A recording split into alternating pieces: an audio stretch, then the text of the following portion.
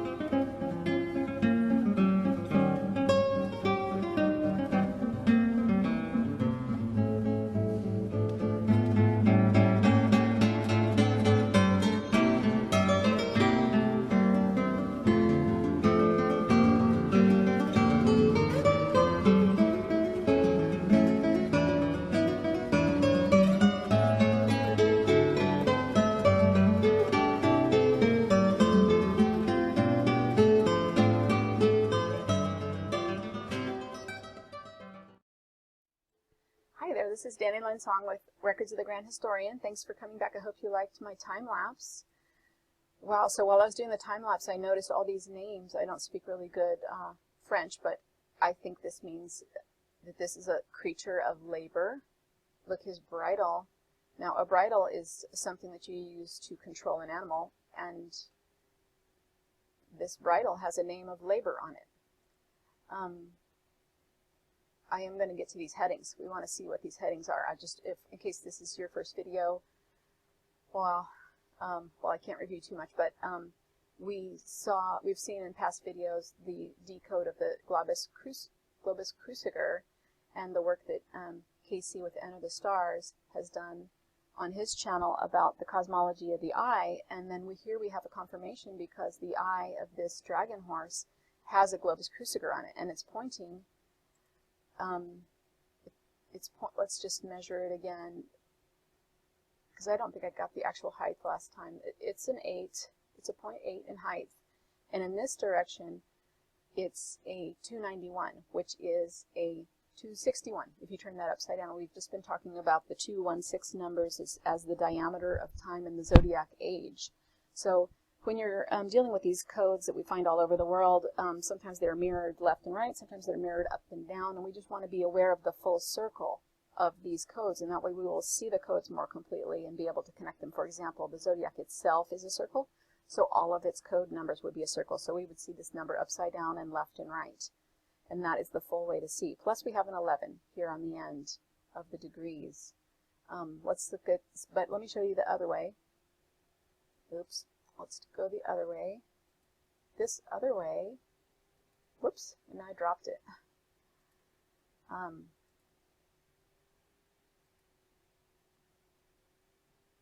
Is the 111th heading perfectly with an 89.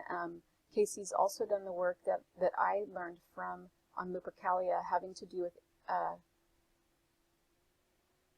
now, I'm not sure if I'm misspeaking myself. I can't remember. I think Lupercalia is connected with a 98 now, but I'm not sure. Okay, so let's just leave that in the maybe box. I could be remembering that wrong. But anyway, so we have a 111 degree heading here, and just to make sure, they want you to notice this because they did it twice. Also, the thing that a lot of people notice with lizard eyes, and we're going to say this is a dragon horse, is that they have another lid inside the eye. So we can see that they are confirming that this is a dragon lizard horse. And now I'm just thinking in the old days, they did a lot of genetic engineering, and they probably had these animals. This would be a really intelligent work animal if you had, because I think the lizards are intelligent, at least in the old days. Yeah, they still are. Okay, sorry to stammer, but anyway, that's what this means, is the eye opens side to side, like the inner lizard eyes. We used to have a chameleon, and it has layers of eyelids, and so I think that's why they're showing that to you, just so that you make sure that you understand this is not an actual horse. Okay, the other thing I want to point out while we're here is the only two dark colored roofs here in the head are the eye and the nose. This way you know that you are not actually going mad. You actually are seeing something that somebody intended for you to see. We have the globus cruciger up here. We have these alignments. We're going to look in these headings in a minute. And I wanted to show you these perfect lips right here. Right now they look square, but if you back out, Google will draw the line for you. And like, see right there? It looks rounded on the lips. And then they have the bridle perfectly drawn out here. These are hotels. Looks like they're going to put in some more hotels right here. Maybe you or I could win the lottery and build a hotel right here in France, and then we could be friends and sit in the lake here and talk about codes till they kick us out. Okay, this dragon horse is really saddled up with a lot of equipment. He's got his perfect saddle. I could probably even draw more detail on this. He has a little fringe on the back of his head here. He's dressed up for like a parade or something, and that's because he is the property of the holy child right here in the womb of Isis. This is he's on a rocking horse. The rocking, I'm going to admit, the rocking horse here is a little, you have to You have to kind of squint your eyes to see that this is a rocking horse, but if you come out a little bit or look at this at an angle, you can see that this might be a child's toy on a rocking horse, and it's also in time lapse. I drew this. This front leg is coming forward. It's also, the back leg is the back leg is here, but also it bends to come back. So they have a couple different drawings of the back leg. I mean the leg that's behind the front leg over here. These back legs to me look like they are pretty solid. Then we have the tail. We could count these, but I think we have enough numbers to work with today. I want to get onto these alignments. So this is, now we have all of these just like on a real horse. I grew up with horses, and when you have all your fancy equipment on, you have this this thing that goes over the butt of the horse so that your other alignments don't slip. Just holds everything down because horses move a lot and all the leather slips on them. And we have a pretty nice saddle here with some with the front what's this called? A winch? No, it's called a cinch. And then we have this back one. This one is not supposed to be tight. It's just supposed to be so that the saddle won't tip forward if you are using the saddle for pulling, especially backwards. And then we saw that our dragon horse has a serpent tongue.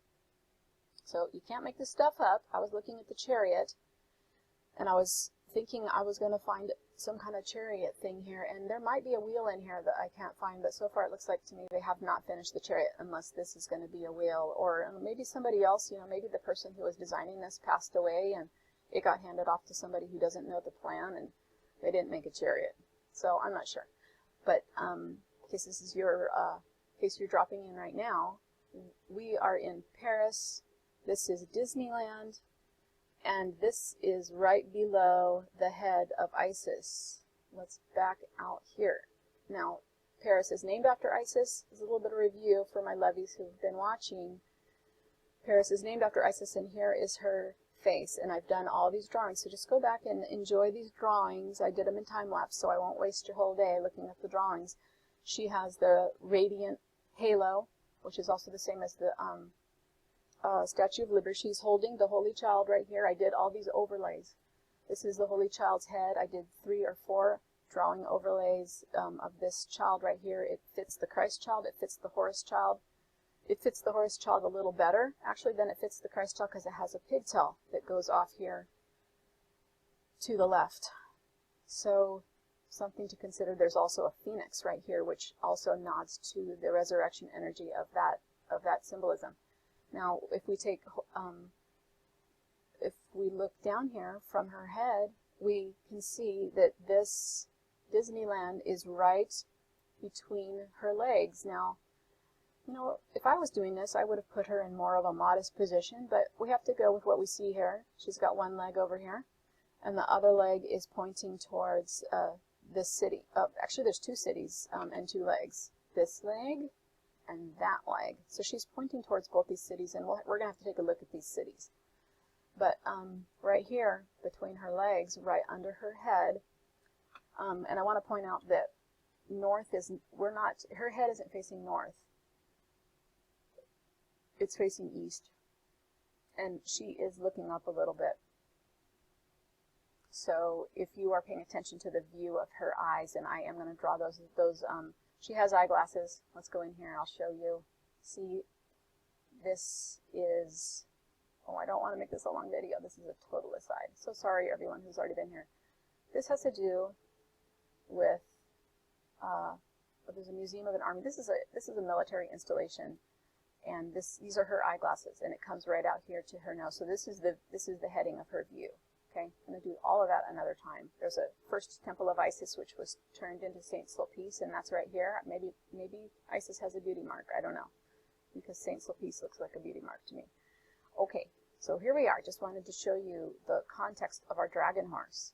Now we come down into the womb here of Isis, and I was just as shocked as you are. If this is your first video, you have to go back and see, because you will see me slowly coming over the realization of what we are seeing here, because I was looking at this as a chalice. I was doing chalice videos, and I still want to finish my chalice videos, but we have double-layered chalice videos here. We have double-layered chalices. We have an inner chalice and an outer chalice, and in another video I measured that there is a 923 here.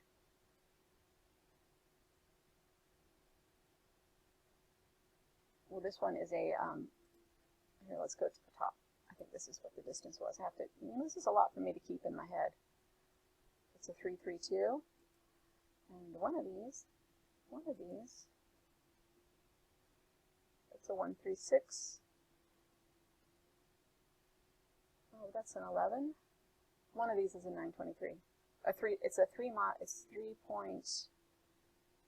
There it is. Sorry, it's 3.29. Sorry, I did that a little sloppily.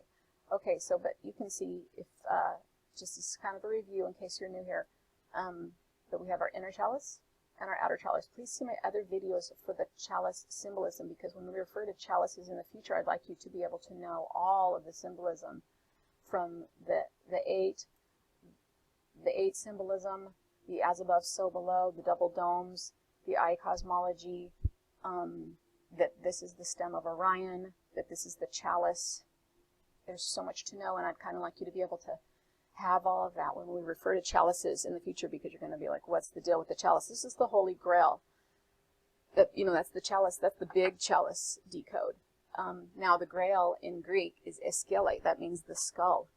That is where Christ, the truth, was crucified. The truth was crucified on the cross in the skull between the two thieves, and this is the work of Casey with Enter the Stars. So I hope he makes a playlist, but I have a link on my blog that has a Google search of his videos that have to do with the eye, which will tell you about the two thieves, his work about the two thieves, and Christ being crucified between the two thieves on Golgotha, which is the skull. This is the Philae. This is the Holy Grail. Now, a skull, they used to drink out of skulls, really. Vikings did.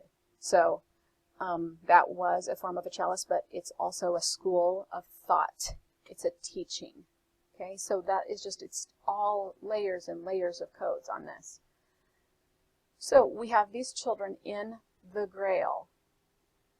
At first I thought there was one child, and I thought it was only a boy child. I drew out for you, you can go back and see my time-lapse drawings on these. I drew out two children. I believe they are holding each other. I don't think there's anything naughty depicted with these children. I think that twins hold each other, and I think that this is a girl child on the front, and here is her girl child. This is how you know she's a girl child. This is a hotel. This is a small chalice shape. Hotels where you stay for a while. And it has the two legs to show you that these two legs are pointing towards her two legs. That shows you you're not making this up. Then we have the boy child. His leg goes this way. His arm goes this way. This is his face and nose. The girl child's face, this is the soft palate of the girl. Her forehead comes down like this. This is her eye. And it's just wonderful. It's a Small World right here. And Casey did a video on It's a Small World, and I just saw it. It just flashed. It's on her eye here somewhere. Right, there it is. There it is. It's a Small World is all about the eye cosmology. Oh, I hope you get to see this, Casey. I know it's a bit of a review, and you are a busy guy. But look, okay, so here's her cheek. This is her nose, and this is her mouth. And we can go in here and learn all about all of this other Disney symbolism that they have according to these things.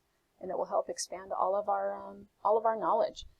So the girl has, the girl might be a matrilineal inheritor of the sky goddess title, because not only does she carry the chalice, she has a twin brother, just like Isis did, but she has Pleiadian marks on her throat. This is not only is it a trident and a snake. This is a snake grabbing thing. They had this, and this is a symbol of a staff from ancient Egypt, and it has a snake grabber on the bottom. Okay, so anyway, if you count the round ones here, it adds to 7, and that is a Pleiadian number. And her Isis symbolizes the spoken word, and that's why they have a Pleiadian number on her throat chakra. So they are probably saying that she speaks for the Pleiadians, You know, she's the delegate of the Pleiadians. Another quick aside on the Pleiadians, I know that I have a beloved Christian audience, and talking about star people kind of makes everybody nervous. The Pleiadians, I believe, came to our planet, and some of them fell, and some of them didn't fall. So I like to reserve the morality, the judgment on these guys, because we really haven't gone to another planet and experienced a fall. But there's some who are fallen, and there's some who are not fallen. I'm not sure precisely ready to say which category Isis is in. She might have been a fallen one who recovered and is now working to correct the situation here. Or she could have been one of the ones who never fell. You know, so she might have emerged out of this time trap with wisdom and now is working on the right side to correct the mistake. So I just have to reserve judgment on that. I'm not sure. But I think this symbolism means that she speaks for the Pleiades. She's the spoken word. In the ancient symbolism of her twin brother, who is, I believe, if I'm not wrong, and I'm not really good at ancient Egyptian stuff yet, and sometimes I read it and then I forget it the next day. But I think Osiris is her twin brother, and he is the written word, according to Illuminatus Observer. So this could all just be a symbolism about how in the beginning of Genesis we have the Word of God. These could all be about creation symbolism. The spoken word is creation, and the written word is creation, and we have the male and the female. And I know people are upset about twins marrying each other, because that's not what we do in human culture, but we don't know what they do in other star cultures. And these women, these sky goddesses, were parthenogenic. So this meant if you were parthenogenic, we have a few parthenogenic species on Earth, like the walking bug is parthenogenic, and basically they're all clones. And so sometimes they do sexually procreate with each other, but basically their DNA is stable enough that they can clone, and they might be able to, say if you had a big community of parthenogenic clones, like say you have an aquarium of walking sticks, they are all twins. All of them are twins. They are genetically similar, identical. So say that two of them, mated, they would be twins, even if they're in this larger body of parthenogenic. Sorry, I'm stammering. This parthenogenic community. So what I want to say is, as humans, I think we need to just gather facts and try to not moralize. We don't know what these other cultures are doing and what they're about. We don't know how they procreate. We don't know what their right and wrong is. We just need to kind of, look at these clues and try to figure out what is going on. Why is there a womb here in Isis? What does Isis mean? Why is she holding the Christ child? What are they talking about? And why is there 923 symbolism of the 3.29 miles to the top of this chalice? Just basically, what does all this mean? I notice we have a Saint Germain down here. That is a whole nother story. Oh my gosh. Okay, so hard for me to kind of keep this short. Looks like we have two churches here. You have to back way out on the horse to see. Well, maybe you don't. I just noticed them when I was out there. I just want to see if this is a temple or if this is a church. Come on, computer.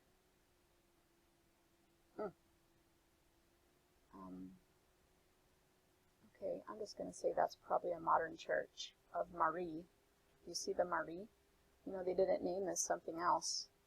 You know who Marie is? She is Isis. There it is. Okay, lots to see here. Lots to see. I hope you guys had a good time with the time-lapse drawing that I just did. Thanks for tuning in. Please come back. I'm getting better at making videos. I'm going to hopefully get better at making shorter videos. All right, talk to you later. Bye-bye. Hi there. So this is a little postscript. This is Dandelion Song, and I wanted to get to those alignments. They are very interesting, but I didn't get it all in one video, so they're coming up right after this one. So we'll get that uploaded for you. thanks for watching. Thanks for all your helpful comments. I appreciate it. I'm having a good time speaking to people who are interested and able to follow along and enjoy this kind of thing. It's really fun for me. So thank you so much for that. And stay tuned, because these alignments with the head of this dragon horse, you're not going to believe it. So just come on back. Talk to you soon.